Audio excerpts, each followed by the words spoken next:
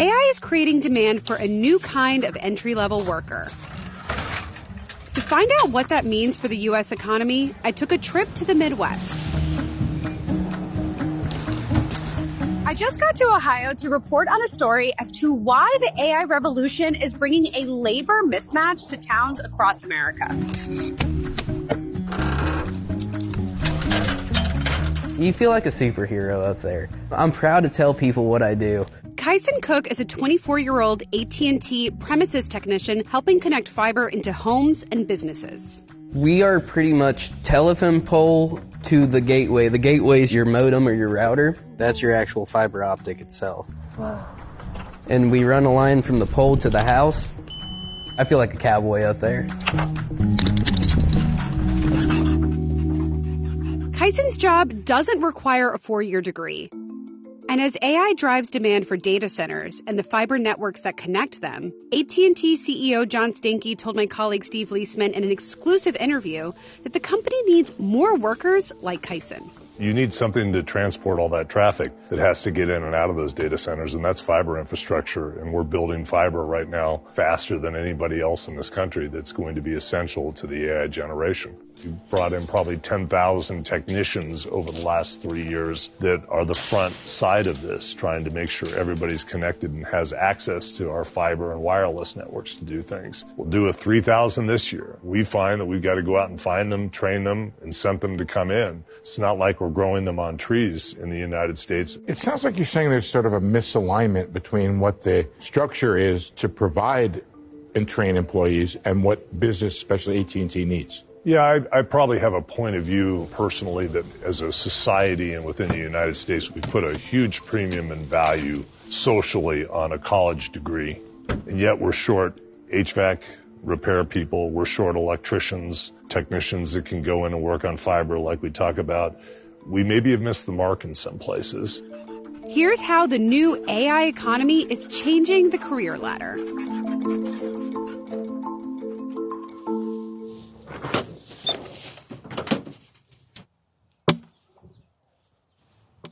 It's about the extent of that. So when you got to college, what made you realize that it wasn't working out for you? Oh, I was miserable. Kyson graduated high school with a 3.89 GPA. College was pushed. That's the way to go. Oh, you're getting good grades. Go to school. He immediately enrolled at Wright State University and planned to study either math or engineering. I wanted to work with my hands, but it was hard because I did get good grades, so it was expected to go to school. Once I started college, I was like, this is not for me. After about 3 semesters, he dropped out. I was in the same 4 walls every day, did not want to be there. I wanted more for myself. I was hungry to start life, and I felt like I was extremely stagnant. I was in accounting. I loved my professor. I really do. I mean, looking back, I feel bad, but there was a guy that was sitting behind me, and we had just finished a midterm in the other class, and we both were, like, miserable. I was like, you ready for accounting? He said, nope, I'm going to get lunch. And I had never, ever skipped class. And I said, you know what? I'm getting lunch with you. And I knew, I was like, my priority is not school. After Kyson left college, he worked a mix of odd jobs. Retail, coaching wrestling, laying solar panels, and he even rode bulls for a little while. I woke up one morning, said, I'm spending so many hours working, and I'm not making enough, and I wanted a career. I wanted to be somewhere where I could move up in the company. AT&T was familiar to Kyson because his dad and grandfather worked there. But when he applied, he didn't tell his father. It's pride. I didn't want any strings pulled. I wanted my voice to speak for itself. I didn't want to be Jason's son or Cook's boy. I wanted to be Kyson. So when you were applying for this job, what kind of requirements? Did they need a college degree? No. You needed to graduate high school and have a driver's license. All of the training's in-house. AT&T says pay varies by location and experience, but entry-level roles can range from about $18 to $31 an hour, with supervisor salaries ranging from $77,000 to $154,000 a year. The company says it also offers bonuses, tuition assistance, paid time off, retirement benefits, and health care. After 1 year with AT&T, I was with my mom and dad, and I just saved everything I could. but it was the first time I was making like real money. So I definitely splurged a couple times, to treat myself. But yeah, I was able to buy my first house within a year working here. Kyson's career didn't begin in an office. He got his start getting his hands dirty and working outside in the elements. But for many young people who followed the traditional college to office path, that first rung of the career ladder is getting harder to reach. The strongest evidence we have so far in the labor market data is that it's younger workers in the more exposed jobs that are likely experiencing the greatest disruption.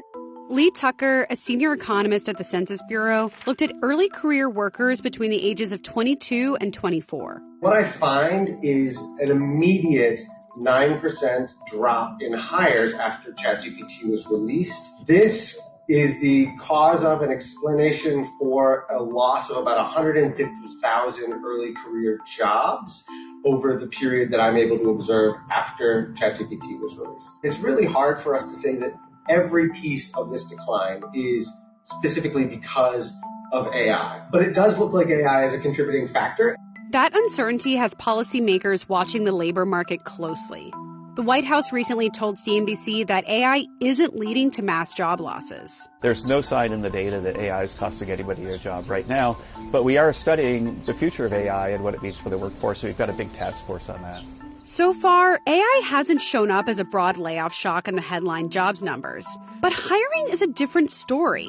When researchers zoom in on young workers in the most AI-exposed fields, they see signs that entry-level job opportunities are being impacted. We're still seeing plenty of jobs that require several years' experience. They're just not finding entry-level jobs. The way you make a senior employee is not through school. It's by doing the job alongside someone who knows more, and you learn by doing, and that's where the bulk of our skill comes from. By not hiring junior people, we're kind of snipping that career ladder off at the bottom. Even though these blue-collar jobs like Kyson's are in demand and can pay pretty well, employers are still having trouble filling them, and it's not just AT&T. Nationally, the construction industry says it is short roughly 350,000 workers this year. That gap is expected to grow to more than 450,000 by 2027. Within that gap, there's a shortage of electricians, which is expected to persist as data center construction continues to drive demand for precision wiring. Part of the issue is a lack of training. AT&T says it can spend $50,000 to $80,000 training a new technician. So tell me what AT&T is doing to solve this problem. So we have a variety of things we do. We tend to look in geographies where we really need resources, and we're active oftentimes working with community colleges to build apprenticeship programs where people can go in and spend several months working with a local community college to get some of the basic skills that might make them qualified to come in and then train with us, and we'll reinvest in training for them to get the fundamental skills if they have a base level of expertise. Another component is the physically demanding nature of the work. Kyson told us he makes great money, but technicians like him have to climb 25-foot poles or higher and be able to regularly lift up to 80 pounds. They also have to work outside in the elements, battling rain, snow, and extreme heat. Yesterday, you were in the rain all day, you're chilled to the bone, you can't get warm until you get home and get in the shower. Did you ever think, man, it'd be better to work in an office on a day like that? No. So you're cold, and I wouldn't say miserable, but you're cold. I had one of my coworkers in Springfield. He's like, this stinks. And I said, you know what, Mike, it does stink. But while we're both kind of working through the suck, we're cracking jokes and we're talking and we're making something fun. You look forward to that hot shower, I promise you that, but you're not in the same four walls. You're sitting there working outside. I'm working with my hands, and that's something I love to do. Then there's the cultural issue companies are facing. For generations, a white-collar job has come with a certain status and a near guarantee of upward mobility. College has long been the default path to get there, but there's signs that might be starting to change. For decades, workers with more education have had lower unemployment on average, which can help make college feel like a safer path. But unemployment among recent college graduates ages 22 to 27 is rising and hit around 5.4% in late 2025, which is above the broader unemployment rate and the rate for all college graduates. Kyson decided to go back to college a few years after joining AT&T as a technician and was able to take advantage of the company's tuition reimbursement program. When I came back after I found out I was having a baby, I knew I wanted to go into leadership. It was all online, so it made it so much more attainable for me. So you eventually want to take a leadership or management role with AT&T, and college isn't even required for that kind of leadership role, but you still decided to go back. Why is that? I wanted something tangible that I can have and nobody can take it away. It's always going to be there, and it was free. It was an opportunity that I did not want to lose. Would college have been worth it for you if AT&T didn't pay for it? No, I don't think I would have done it.